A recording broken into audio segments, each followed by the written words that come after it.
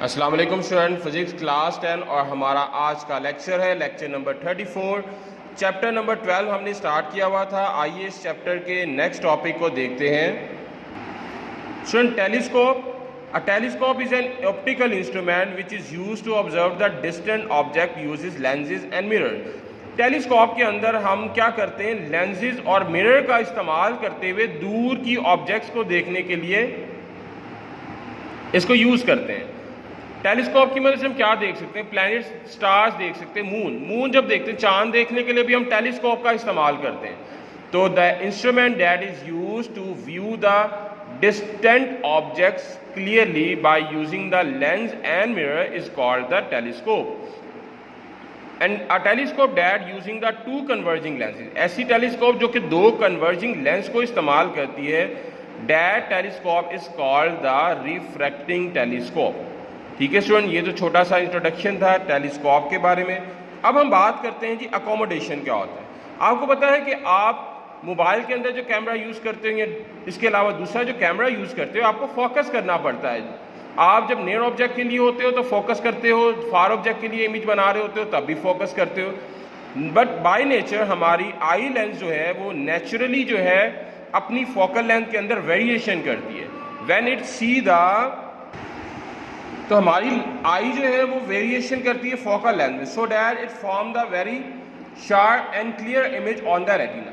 आई की लेंस का focal length के अंदर वेरिएशन करना is called the accommodation. We can say that variation of the focal length of the eye lens to form the sharp image on the retina is called accommodation. By nature अल्लाह ताला ने हमारे lens, eye lens को कितना important बनाया है कि auto focus कर रहा होता है। हमें ऑटोमेटिकली चीज़ों को देखने के लिए इसका लेंस जब अपनी फोकल लेंथ वेरिएशन करता है तो शार्प इमेज बनता है। That is a very very important thing about nature. near point of eye is the minimum distance of an object from which eye can produce a sharp image on retina।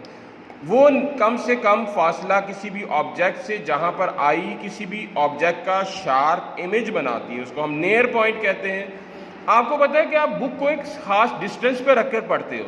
अगर आप book को अपने बिल्कुल आंखों के पास लेकर आए तो आपका जो इमेज है वो ब्लर होना शुरू हो जाएगा, बिकॉज आई का जो नियर पॉइंट है वो तकरीबन 25 सेंटीमीटर होता है।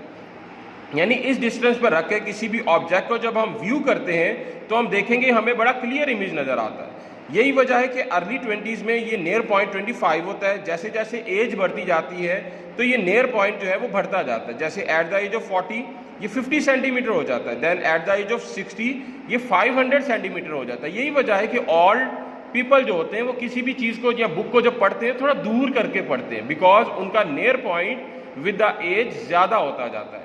तो नियर पॉइंट वो किसी भी ऑब्जेक्ट से कम फासला जहाँ पर रहते हुए आई उस ऑब्जेक्ट का क्लियर इमेज रेटिना पर बनाती है, this is called the near point.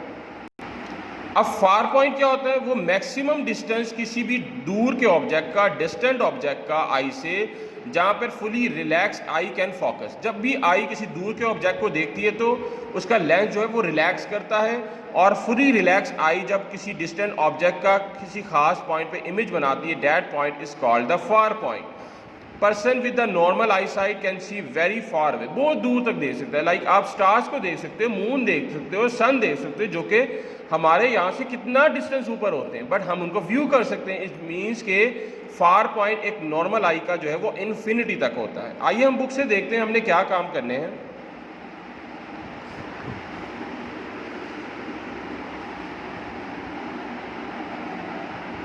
Sir, हमारा जो टॉपिक स्टार्ट था आज का टेलीस्कोप से, स्टार्ट से लेकर आपने अगले पेज की ये मार्किंग आपको नज़र आ रही होगी, यहाँ तक करना है।